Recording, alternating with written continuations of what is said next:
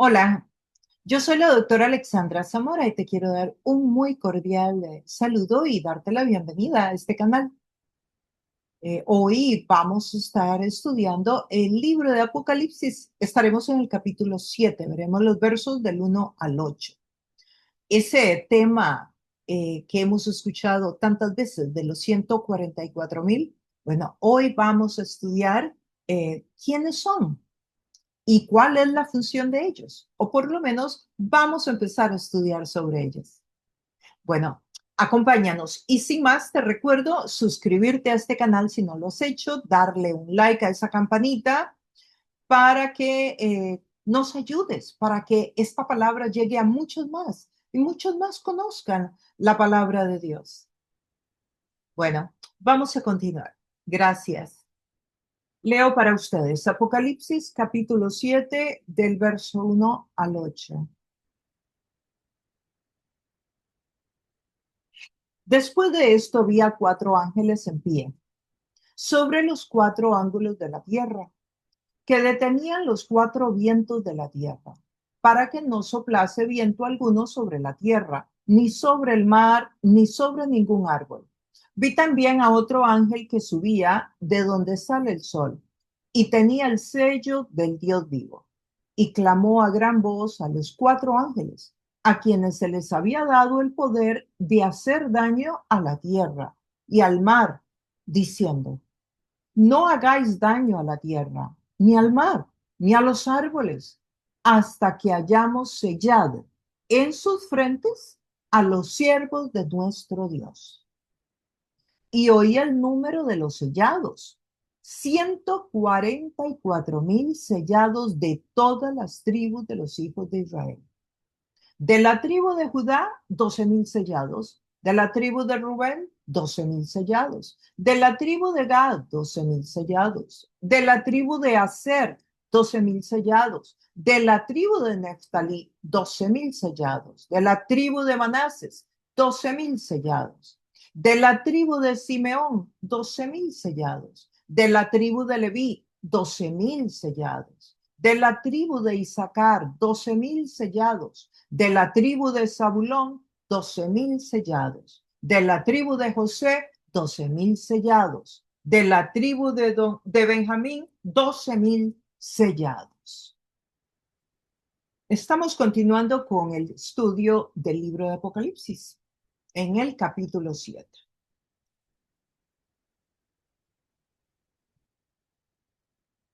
Y hagamos una breve introducción, repasando un poco los capítulos anteriores que hemos visto. El libro de Apocalipsis es un libro de escatología, o sea, referente a los asuntos finales de la humanidad.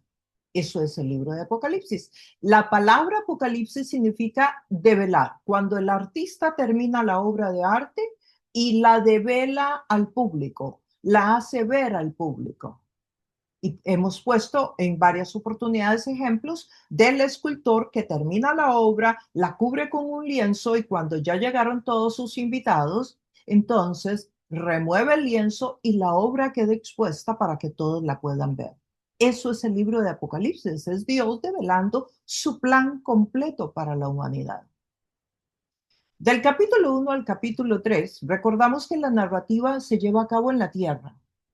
Juan está contándonos lo que Dios le está diciendo que escriba para cada una de las 7 iglesias que existían en Asia Menor, una provincia del Imperio Romano.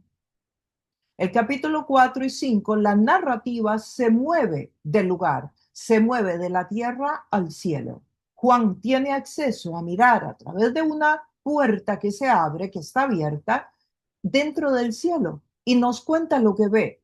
Y recordamos que nos cuenta que ve el trono de Dios, ve a los seres vivientes, nos describe los seres vivientes, nos habla de la adoración que se está llevando a cabo ahí.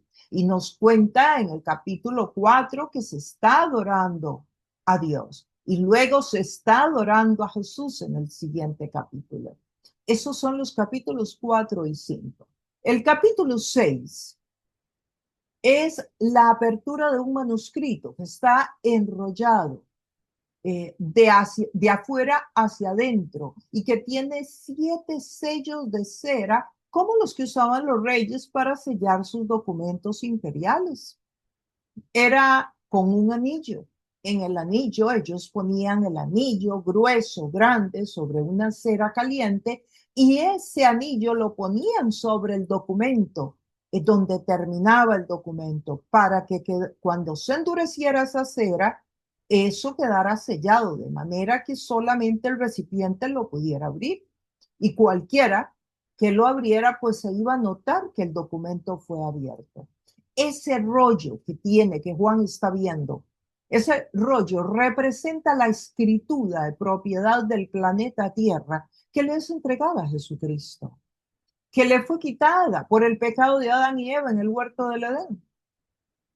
Y aquí la recupera. ¿Y por qué el único que puede abrir ese sello, ese rollo es Jesucristo? Porque ustedes recuerdan que el único que lo puede abrir es Jesús, porque Jesús es el Cordero inmolado que quita el pecado del mundo, porque Él fue el que murió en una cruz sin pecado por toda la humanidad. Fue el único que nunca ha pecado. Entonces, el único que es digno de abrirlo. Y esto es lo que está sucediendo en el capítulo 6, que se abre ese rollo. Y conforme se va abriendo el rollo, de adentro hacia afuera, se van rompiendo los sellos, que son 7. 7 significa en la numerología escatológica completo, plenitud. Por eso el número 7 aparece muchísimo en el libro de Apocalipsis, porque significa completo. El plan de Dios ya está completo. El 7 significa que está completo, está terminado, la obra está hecha. Son 7 sellos. Juan está buscando a esta persona que es digna y encuentra que es Jesús, el único digno de abrirlo. El capítulo 6, Jesús va rompiendo estos sellos y cada uno de estos sellos es un juicio que viene sobre el planeta Tierra y la humanidad. Y cada juicio es representado por un caballo. Y en el caballo viene un jinete. Y el caballo tiene un color. Y el color de cada caballo tiene un simbolismo.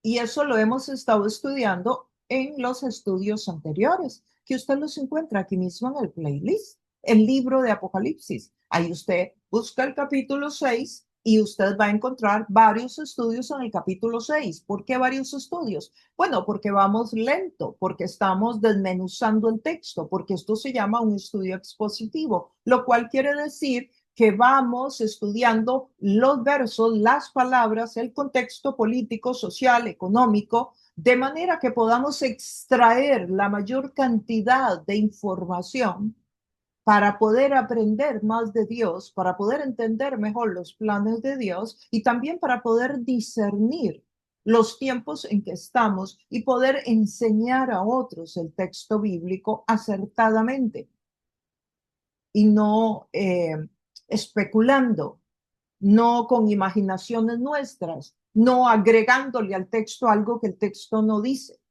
sino que de una manera seria y formal lo estamos enseñando para que de forma seria y formal usted también lo aprenda. El primer caballo blanco representa la llegada del anticristo, que viene haciendo propuestas de paz entre las naciones, propuestas a través de negociaciones de diplomacia, que serán aceptas, serán creídas por 3 años y medio. Después de esto, se le caerá la máscara, todos sabrán que no fueron sus intenciones buenas y que esa paz es ficticia, es una paz falsa, que no viene producto de la convicción de corazones arrepentidos que se han vuelto a Dios y verdaderamente buscan la paz entre las naciones porque es lo que procede por valores, sino que es totalmente falsa. ¿Ok? A los 3 años y medio se descubre y entonces surge el segundo juicio, que es un caballo rojo, que representa una guerra muy sangrienta que se va a dar entre las naciones. ¿Por qué? Porque la paz era falsa. Las relaciones diplomáticas no sostuvieron esa paz, porque no hay transformación interior del ser humano. Y entonces viene una guerra, pero no solo una guerra entre naciones como estudiamos, sino que además entre seres humanos, entre personas que piensan diferente. Empieza a haber sangre en los pleitos. La palabra que se usa ahí en el griego es degollar entre personas. O sea, una muerte fea, sanguinaria. Pero luego, y después viene otro juicio, que es el caballo negro, que es el hambre, la pestilencia, las enfermedades, todo aquello consecuencia de todas las muertes que hubo en el juicio anterior, de esa guerra sanguinaria que hablábamos.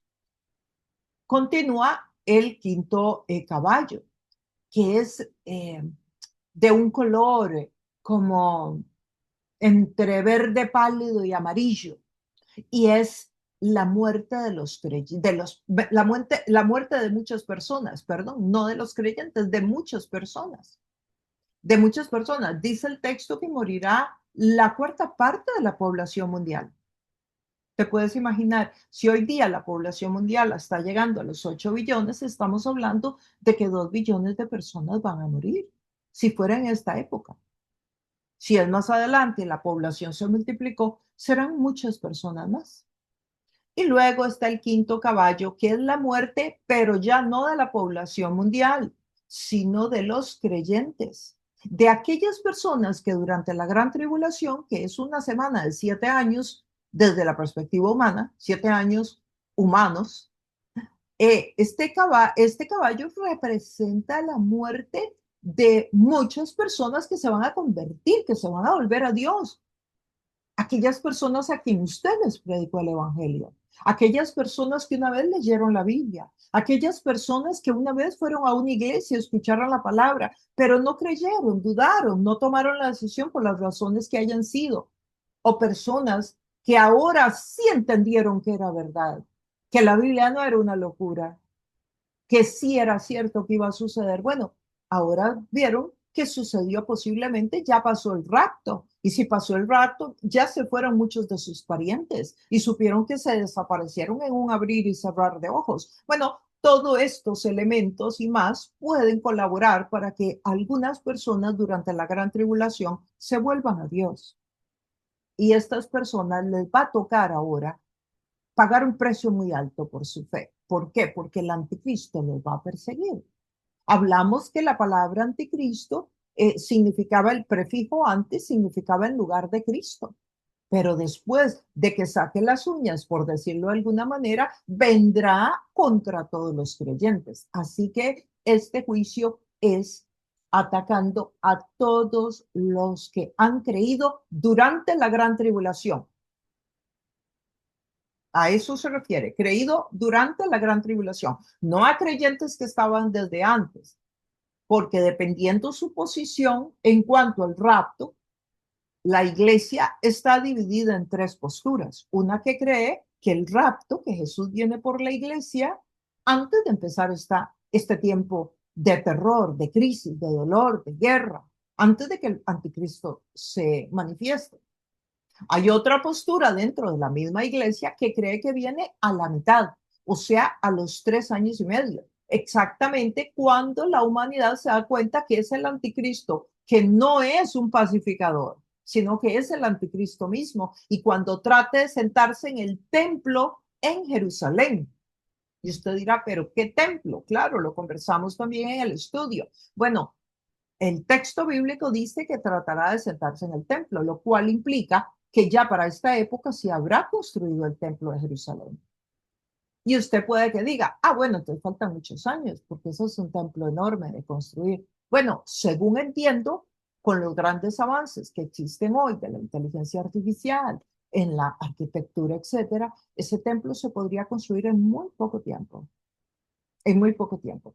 Ahora, ¿cuánto tiempo falta para esta época de la gran tribulación? No lo sabemos. Lo que tenemos son estos estudios que nos dejó Jesús precisamente para que pudiéramos ver qué tan cerca o qué tan lejos estamos. Y los usa muchas veces como un ejemplo como la cosecha.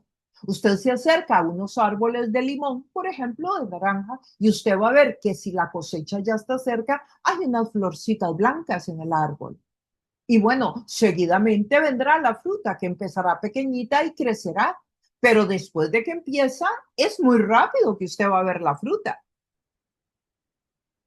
Así que, miren, yo misma hay algunas frutas que me encantan y que tengo que ir hasta mi país de origen a comerla porque solo ahí se produce. Y muchas veces me avisan que ya empezó la cosecha y es porque apenas están dándose los primeros frutos. Y mientras yo consigo el avión, etcétera, son 2, 3 semanas y cuando llego ya la cosecha está pasando. Entonces, ¿qué le quiero decir? Que en el momento en que la gran tribulación ya se manifieste, la Biblia dice que el tiempo será muy rápido. A partir del momento en que se manifieste. ¿Cuándo se va a manifestar? ¿Cuándo va a comenzar? Eso lo vemos y lo estudiamos y lo discernimos a través de estos estudios. Pero cuando ya se manifieste, va a ser muy rápido. Todo va a pasar muy rápido después de haberse iniciado. Entonces, el número 6, aunque no está representado por un caballo propiamente, se refiere a desastres naturales. Dice que las estrellas se saldrán de las órbitas y caerán a la Tierra y habla de diferentes tamaños, precisamente. También dice que las islas se moverán del lugar, que el sol se va a oscurecer, lo cual quiere decir que el sol se va a oscurecer a mediodía o tal vez ni siquiera lo vamos a ver. Habrán terremotos, habrán desastres naturales importantes que causarán terror en la humanidad. Y definitivamente hay que ser muy valiente para estar ahí. Y fíjense qué interesante, el capítulo que estudiamos en el último estudio, que fue el 6, el verso 17, el verso último del capítulo 6, dice, porque el gran día de su ira ha llegado. ¿Y por qué dice esto? Porque dice que hasta los ricos, los poderosísimos, así los que tienen gran influencia en el planeta, dice que se van a esconder, que van a huir, que tendrán terror. Sí, es que ahí no va a haber estatus, ni billete, ni chequera que aguante. Porque ¿quién va a comprar a Dios? ¿Quién lo va a sobornar? ¿Quién lo va a llegar a influenciar? ¿Quién le va a hablar al oído para hacerle cambiar de parecer? Nadie. Entonces, es una situación bien interesante que debemos de tener en cuenta. Usted hoy puede descansar en su dinero, en su estatus social, en su popularidad, en los millones de seguidores que tienen las redes. Pero cuando usted tenga que encontrarse con Dios, nada de eso le va a funcionar. Por eso es que debemos de pensar ahora que tenemos oportunidad, porque no sabemos si luego vamos a tener oportunidad. Pero ahora sí la tenemos. Pues mire, el 17, 6:17, el último verso del capítulo que estudiamos en el último estudio, termina diciendo, ¿y quién podrá sostenerse en pie? En otras palabras, ¿quién va a sobrevivir eso? Eso es lo que quiere decir. Y es que no muchos son tan valientes como para sobrevivir todo eso, todos esos juicios. A los que se quedaron y toman la decisión de creer, van a tener que pagar un precio altísimo, muy alto. Por eso, definitivamente, yo creo que la oportunidad de creer en Dios debemos de aprovecharla ahora. Esto es lo que creo. Fíjense que sobre el capítulo que vamos a estudiar hoy, que es el capítulo 7, los versos del 1 al 8. Mire lo que dice el capítulo 8. Cuando lleguemos al 8 lo vamos a estudiar a profundidad, pero solamente les doy en abrebocas. El 8, 1 en Apocalipsis dice, cuando abrió el séptimo sello, se hizo silencio en el cielo como por media hora. ¿Usted se puede imaginar lo que es silencio completo en todo el universo? Como por media hora. Se hizo silencio en el cielo. Ustedes recordarán que Juan está viendo, está teniendo una visión, está frente a él, todo esto está pasando delante de Juan. Y en el momento en que se abre este sello que vamos a estudiar hoy, Juan nos cuenta que se hizo silencio en el cielo. Así es la importancia que tiene el sello que vamos a estudiar. Y es que este sello, que es el 7, ¿7 qué es? Número de completo. Tiene un significado especial en Apocalipsis, en este género. Este es un género literario, Apocalipsis. Dice, no trae juicio. Este sello no trae juicio por sí mismo, sino que anuncia 7 juicios más de trompetas que van a sonar. 7 juicios y cada uno se va a desatar cuando se suene una trompeta. Y de estas trompetas también saldrán otros sellos más que serán derramados sobre la tierra. Entonces, el número 7, el sello número 7 es muy interesante porque es una transición importante y porque de aquí van a salir 7 juicios más que serán anunciados a través de 7 trompetas.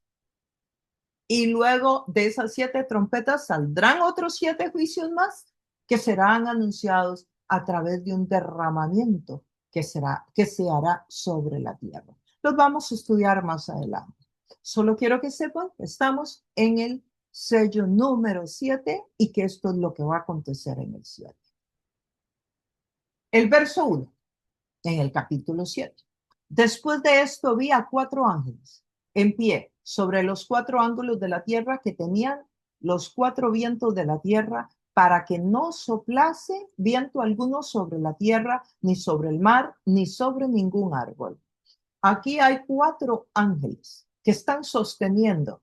Claro, Juan está escribiendo desde una perspectiva de la tierra plana, que era lo que se creía en la época. Y dice que están en los 4 ángulos de la tierra. Usted y yo sabemos que la tierra es redonda, pero Juan está escribiendo desde su perspectiva lo que él está entendiendo.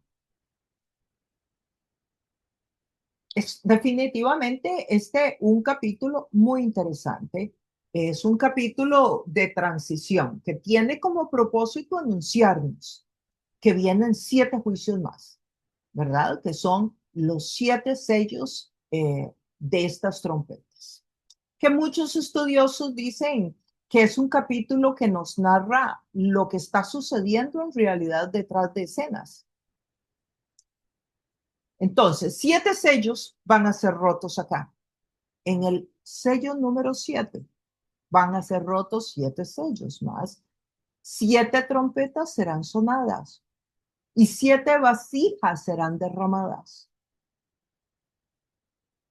Todo en el sello número 7. ¿Qué vemos en primera instancia? Bueno, también vemos las jerarquías angelicales. Vemos que hay ángeles aquí con funciones específicas, sosteniendo el lienzo de la tierra, por decirlo de alguna manera. Y es que existen jerarquías en el cielo. Ángeles, arcángeles, serafines, querubines. Existen jerarquías entre los ángeles, como también las existen entre los demonios. Y aquí tenemos estos ángeles que están sosteniendo, que están sirviendo durante este juicio. Dios tiene poder. También podemos aprovechar para mencionar que Dios tiene poder sobre los seres humanos, pero también sobre la creación. O sea, no solamente decidió con los juicios anteriores lo que pasaría sobre los seres humanos, sino que ahora también sobre la creación por sí misma. Estos 4 ángeles están en poder y deciden si sale el viento, si no sale, si sale sobre el mar, si sale sobre la tierra, si no sale. Todo esto lo están sosteniendo los ángeles. Y Jesús les está diciendo lo que tienen que hacer. Interesante, ¿no? Pensar que el clima y que muchas situaciones naturales del planeta están en control de Dios. El verso 2. Vi también a otro ángel que subía de donde sale el sol y tenía el sello del Dios vivo. y clamó a gran voz a los cuatro ángeles, a quienes se les había dado el poder de hacer daño a la tierra y al mar, diciendo, no hagáis daño a la tierra, ni al mar, ni a los árboles, hasta que hayamos sellado en sus frentes a los siervos de nuestro Dios. Ponga mucha atención a esto que acabo de leer. No hagáis daño a la creación hasta que hayamos sellado en sus frentes a los siervos de nuestro Dios. Estamos hablando de la gran tribulación, estamos hablando de sellar, estamos hablando de frentes, estamos hablando de siervos de Dios en la gran tribulación. Mantengamos eso en nuestra memoria para que podamos entender el resto del capítulo. Hay un grupo aquí de gente, ¿sí? Que es sellada y que es llamada sierva de Dios. Y que además Dios la está protegiendo de cualquier situación que venga con el tema de los desastres naturales. Y le está diciendo a los ángeles, sostengan eso. Todavía no, hasta que todos ellos estén sellados. Qué maravilla, como Dios sabe exactamente, ¿verdad? ¿Cuántas personas van a llegar? Porque le dice que lo sostenga hasta que todos estén. Quiere decir que no todos estaban sellados todavía, que habían otros que iban a sellarse en la frente. Y este tema del sello es fascinante, ¿verdad? Lo encontramos en muchas partes del texto bíblico, en todo el compendio, inclusive en el Antiguo Testamento. ¿Recuerdan ustedes cuando el pueblo de Israel llegó a la tierra de Canaán, que venía por el desierto? ¿Recuerdan que mandaron a unos espías para que fueran a analizar la tierra? Recuerda que se encontraron con una mujer, que la mujer puso un pedazo de tela en su ventana, que la mujer les ayudó y ellos le dijeron que pusiera un pedazo de tela, una tira en la ventana, para que cuando ellos vinieran a atacar esa ciudad, los que entraran por esa parte donde ella vivía, vieran la tira y supieran que ella fue la persona que les ayudó. ¿Sí? Ok, ¿recuerdan esa historia tan bonita? Bueno, es un sello. Esa tira roja que dejó caer por la ventana es un sello de protección. El ejército de Israel no la tocó. Ella vivió. De hecho, de ella viene la descendencia de Jesús. Entonces, qué importante, ¿verdad? Es que entendamos el concepto del sello. Entonces, este tema del rollo y los sellos y ahora sellados en la frente, sí, de diferentes formas lo vamos a ver aparecer, este concepto en el libro de Apocalipsis. Y es que el tema del sello viene desde el Antiguo Testamento. ¿Y cuándo más? Para mencionar solamente otro caso, por un tema de tiempo. Cuando dice que una persona cree en Jesucristo, dice que es sellada. ¿Con qué? Con el sello del Espíritu Santo. Cuando tú crees que Jesús es el Señor y el Salvador y lo confiesas con tu boca, dice que el Espíritu Santo desciende sobre esa persona y la sella con el Espíritu Santo. A partir de ese momento, en el mundo espiritual, tú tienes un sello que no lo vemos los humanos, pero que lo ve Dios, que lo ven los demonios. Es un sello que es la presencia de Dios misma dentro tuyo. El Espíritu Santo es Dios, que entra a morar en ti y te sella como propiedad de Dios. No importa lo que pase en tu vida, eres una hija, eres un hijo de Dios, porque tienes el sello del Altísimo. Si imagínense que hasta cuando enfrentamos guerras espirituales en las regiones oscuras, cuando hay luchas espirituales, y te voy a poner un ejemplo, te voy a poner un ejemplo. Tú vienes por la carretera y cuando vas por la carretera te para un tráfico. Tú vienes en un Lamborghini, te para un tráfico. Una persona que apenas hizo la primaria de la escuela, pero él te para, te hace la mano así. ¿Y qué sucede? Tú tienes que parar. ¿Por qué paras? Si tú tienes un Lamborghini, si tú tienes más dinero y si tal vez tienes hasta un padre con un apellido muy conocido en tu país, pero tú tienes que parar.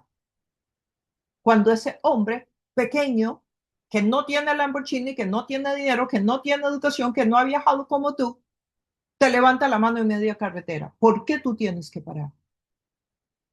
Porque le ves el uniforme. Ese uniforme le da autoridad a él. Tú tienes que parar por el uniforme. Eso mismo sucede en el mundo espiritual. Cuando tú has sido sellado con el sello del Espíritu Santo, tú le perteneces al reino de los cielos. Y las tinieblas lo saben. Y Dios lo sabe.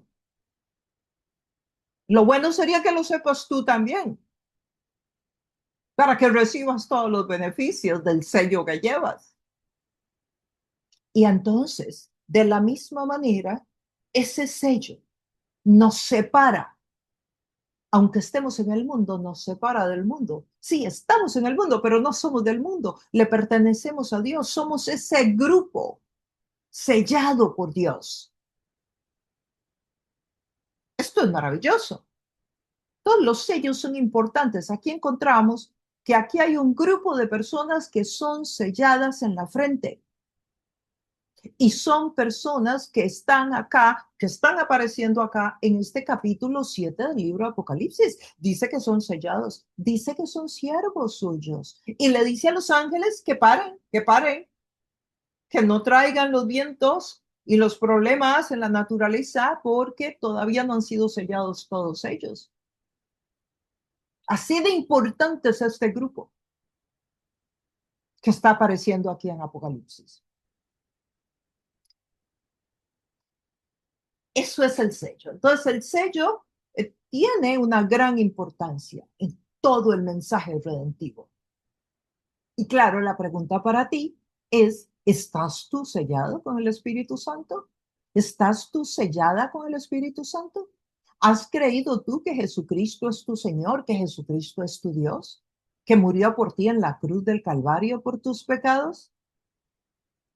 Porque si tú has creído, tú estás sellado con el Espíritu Santo.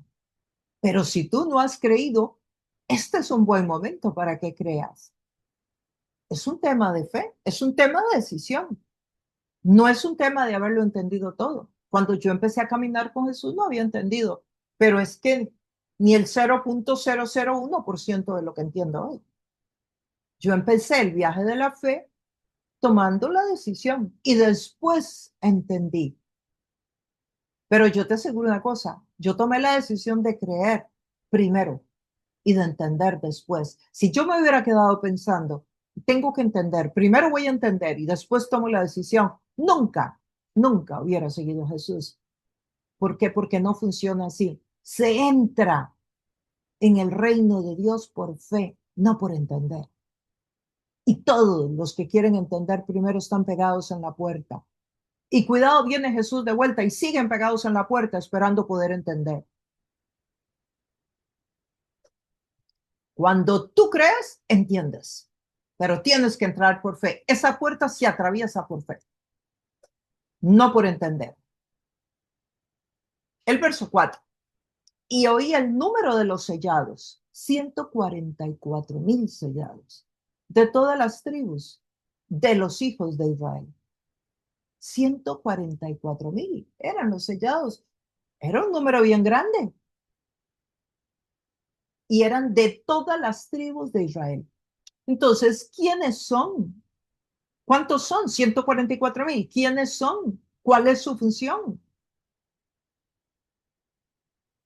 Yo creo que en los capítulos posteriores vamos a entender mucho más sobre estos 144,000 y cómo van a ser usados por Dios como evangelistas durante la gran tribulación, porque su función será muy evangelística. Pero ¿quiénes son? Hablemos de eso, que es de lo que nos ocupa el capítulo. Siempre ha habido grupos de personas que se han adjudicado ser este grupo de los 144,000. Ustedes saben, los seres humanos tenemos mucha necesidad de figurar. Tenemos mucha necesidad de ser protagonistas. Y bueno, han surgido muchos grupos a través de la historia que se adjudican que ellos son parte de los 144,000. Por ejemplo, y voy a mencionar algunos de forma rápida y sin profundizar mucho, porque quiero que cubramos hasta el versículo 8 en el tiempo que tenemos. Los testigos de Jehová son uno de estos grupos. Ellos enseñan que los 144,000 son un número literal de personas ungidos que van a ir al cielo para reinar con Cristo y que son los únicos que van a ir al cielo. Es muy posible que la motivación que tienen para trabajar tantísimo, para tocar puertas y para ir, tenga mucho que ver con este deseo de ser parte de los 144,000, aunque también tienen que diezmar doble. Si yo mal no entiendo, creo que tienen que diezmar, todos tenemos que diezmar, pero ellos deben de diezmar doble para ser parte de estos 144,000.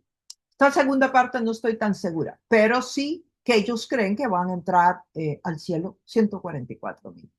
Ahora usted dirá, ¿y los demás? Los demás se van a quedar en otro nivel en la tierra. Son solo 144,000 los que van a ir. Como les digo, son ciertos ungidos y además de eso tiene algo que ver con el diezmo, que lo dan doble. Dios guarde, Dios hubiera puesto ese asunto del diezmo doble en la Biblia, porque muchos de ustedes ni siquiera diezman una vez, mucho menos dos. Así que si el diezmo fuera un requisito para entrar al cielo, ya no me imagino que el 90% de la iglesia quedaría fuera, no podría entrar al cielo. La interpretación son personas especialmente seleccionadas, esto es lo que creen los testigos de Jehová, que se han seleccionado desde el tiempo de los apóstoles. Bueno, hay algunos que no afirman que ellos no son parte de los 144,000, pero algunos sí. Y los demás son parte de lo que se llaman las otras ovejas, que aparecen en el capítulo 10 del libro de Juan. Juan 16 habla de otras ovejas. Bueno, ellos lo dividen de esta manera. Hay otras agrupaciones como el adventismo, por ejemplo, también creen que tienen creencia, interpretan que los 144,000 serán sellados antes del fin y cumplirán un papel especial en la predicación y en la purificación del pueblo de Dios. Así que hay varias posturas que creen esto de los 144,000. Pero dígame, usted que está conmigo acá, que leyó conmigo el texto al principio de este estudio, ¿quién dice el texto bíblico que son esos 144,000? Dice que son de Israel. El texto lo dice. No tenemos que imaginarnos. No tenemos que manipular el texto. No tenemos que estirarlo como una cobija para que nos cubra completamente cuando en realidad el texto no lo dice. El texto dice lo que dice y el texto dice que serán de la tribu, de las tribus de Israel, dice. Eso es lo que dice. Leámoslo juntos. El verso 5. De la tribu de Judá, 12,000. De la tribu de Rubén, 12,000. De la tribu de Gad, 12,000. De la de Aser, 12,000. De Neftalí, 12,000. De Manases, 12,000. De Simeón, 12,000. De Leví, 12,000. De Isaacar, 12,000. De Zabulón, 12,000. De José, 12,000. De Benjamín, 12,000.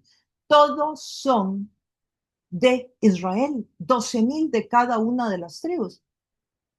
Claro, y podemos entrar en detalles sobre quiénes son estas personas. Bueno, estos son los 12 hijos de Jacob. ¿Quién es Jacob? Jacob es de donde viene el pueblo de Israel. Había un hombre que se llamaba Jacob que tiene un encuentro en el Antiguo Testamento con Dios en la persona de Jesús, de un ángel, y dice que ese ángel le dice que es Jesús, le dice, ya no te llamarás más Jacob, te llamarás Israel. Entonces los 12 hijos de Jacob es de donde vienen las 12 tribus de Israel. Y ahí nacen. Luego llegan a ser grupos enormes, enormes.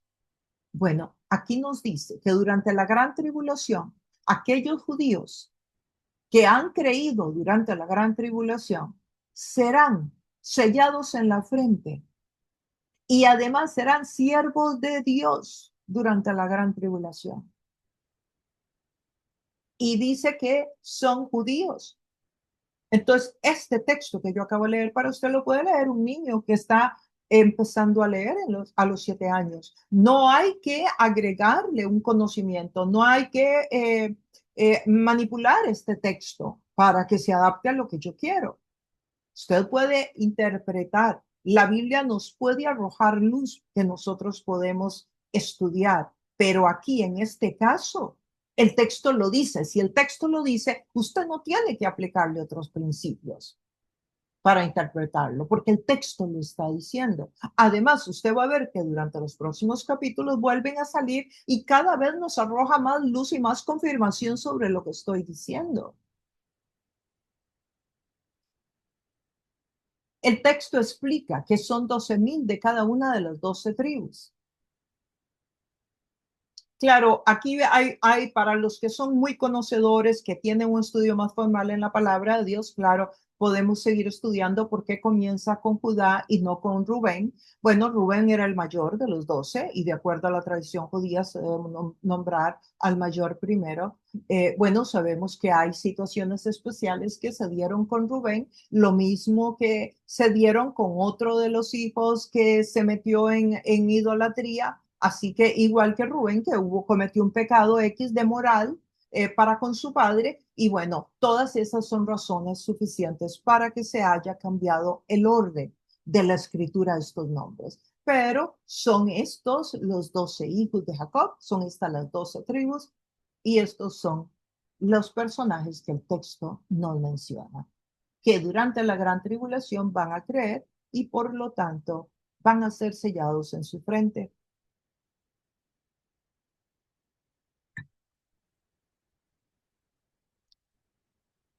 Leemos este pasaje.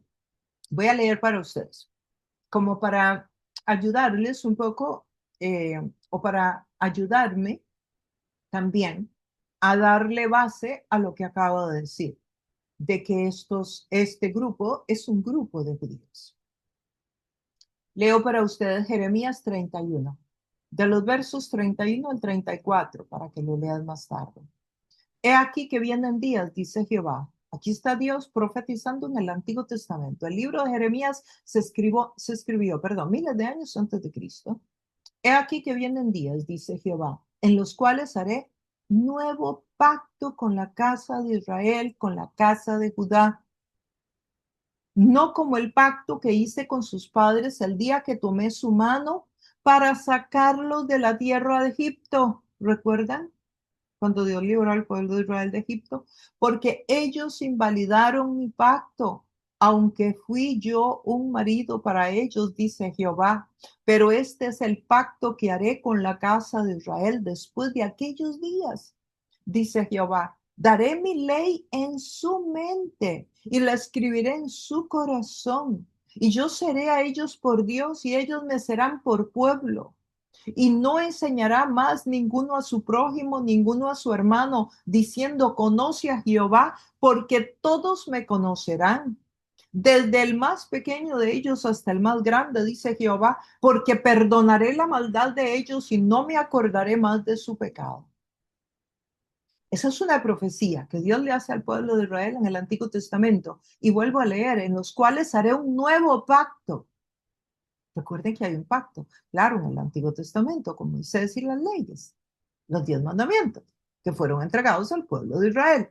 Ahí está un pacto. Ok, aquí dice que hará un nuevo pacto con ellos. Y voy a leer lo que dice Pablo en Romanos, capítulo 11, verso 26 y 28. Y luego todo Israel será salvo. Esto ya es el Nuevo Testamento, escrito por el apóstol Pablo. Y luego todo Israel será salvo. Como está escrito, vendrá de Sión el libertador, que apartará de Jacob la impiedad, y este será mi pacto con ellos, cuando yo quite sus pecados. Así que en cuanto al Evangelio, son enemigos por causa de vosotros, pero en cuanto a la elección, son amados de los padres, porque irrevocables son los dones y el llamamiento de Dios. Dios le dará una oportunidad a Israel aún en la gran tribulación. Ese es el amor de Dios. Y eso es lo que nos dice Pablo aquí en Romanos. ¿Alguna vez tú has conocido a un judío mesiánico? Un judío mesiánico es un judío que se hizo creyente, que conoció y tuvo un encuentro con Jesús y conoció el Evangelio. Eso es un judío mesiánico. Hay una pasión tan impresionante en ellos. Yo he conocido varios. En Israel he conocido. En la parada de buses de Israel conocí una señora de 80 años, una judía mesiánica. Qué pasión de mujer, qué llamado, qué fuerza. ¿Saben qué? Una señora de 80 años. ¿Saben qué hacía? Se montaba en el bus. O sea, yo la conocí en la parada. Yo estaba esperando el bus. Y ella se montaba en el bus, iba de un lugar a otro por todo Jerusalén. Se montaba en el bus de un lugar a otro. Y luego de ahí se montaba en otro bus. Y luego regresaba y se volvía a montar en otro bus. Y así andaba todo el día, con tratados, o sea, con papelitos que explican la salvación en Jesucristo, para a la par sentarse y a la par de quien se sentara con ella en el bus, ir compartiéndole la palabra de Dios. Una mujer de 80 años. En Israel, un país donde usted no puede predicar el Evangelio, porque Israel es un país cerrado al Evangelio. Aunque digan que no, es cerrado. Donde usted está ahí, usted no puede hablar de Jesús. Usted no encuentra una iglesia en Israel abierta, libremente cantando a Dios. No, no lo encuentra. Y los que están ahí creyentes tienen su miedito. Y ella estaba predicando. Eso es un judío mesiánico. ¿Usted sabe lo que hicieron 12 judíos en el primer siglo? ¿Qué hicieron? Llenaron el mundo del Evangelio. Hasta usted y yo hoy estamos predicando la palabra que ellos enseñaron a pie, con miles de obstáculos, sin los medios de comunicación que existen hoy. Esos 12 judíos esparcieron el Evangelio por todas aquellas tierras y ese Evangelio emigró y viajó a través de la tierra, a través de las naciones, a través de los mares, en barco, en caballo, en camello, por el aire, hasta llegar aquí, ahí a tu casa donde tú estás y aquí donde yo estoy. Eso lo hicieron 12 judíos mesiánicos que se volvieron a Jesús. Así que estos 144,000 son siervos de Dios durante la gran tribulación. Qué poderoso es Dios, ¿no? Ellos, es muy posible que van a ser los que le van a predicar el Evangelio a los demás judíos que han quedado. Fíjese que Apocalipsis 14, verso 7, dice esto. Vi volar por en medio del cielo a otro ángel que tenía el Evangelio eterno para predicarlo a los moradores de la tierra. Oigan esto, un ángel. En el capítulo 14, nos vamos a encontrar con un ángel predicando el Evangelio en los tiempos de la gran tribulación. Y dice, a toda nación, tribu, lengua y pueblo, diciendo a gran voz, temed a Dios y dadle gloria, porque la hora de su juicio ha llegado, y adorad a aquel que hizo el cielo y la tierra y el mar y las fuentes de las aguas. ¿Ven la relación que tienen los cataclismos y todas las situaciones y los desastres naturales? Comprobar que Dios es el que está en control, que Él es el Señor de la naturaleza, que no es una teoría de moléculas que se creó por ahí, que van y se fueron formando solas hasta que hicieron al ser humano, a los animales, las bestias de la selva, etcétera. Apocalipsis 14:7 dice que habrá un ángel predicando en la gran tribulación. ¿Y esto qué nos dice? De un Dios de amor, que aún en tiempos de tanta penuria, que aún en los últimos momentos, cuando ya se acabó, cuando ya no hay tiempo, cuando ya la misericordia se acabó, porque yo quiero que sepas que sí es cierto que el Salmo dice que la misericordia de Dios es para siempre, pero también yo quiero que sepas que llega un punto donde la misericordia de Dios se acaba. y empieza el juicio de Dios. Y es este que estamos estudiando. Y también va a haber para ti misericordia, claro, pero también para ti va a haber un día donde se te acaba la misericordia. Si tú no le obedeces, si tú no te alineas con Dios. Claro, yo conozco a Dios. Yo tengo años de caminar con Jesús y lo he visto hacer eso. Entonces, aquí nos habla de que durante la gran tribulación, Dios sigue buscando, tocando las puertas del corazón de la humanidad. En este caso del pueblo de Israel, cumpliendo aquel pacto que hizo, que leímos ahí en el texto bíblico, de que él haría un nuevo pacto, de que este es su pueblo, de que el llamado es irrevocable. Igual que contigo, Dios sigue tocando a tu puerta. Dios sigue invitándote a que te vuelvas a Él.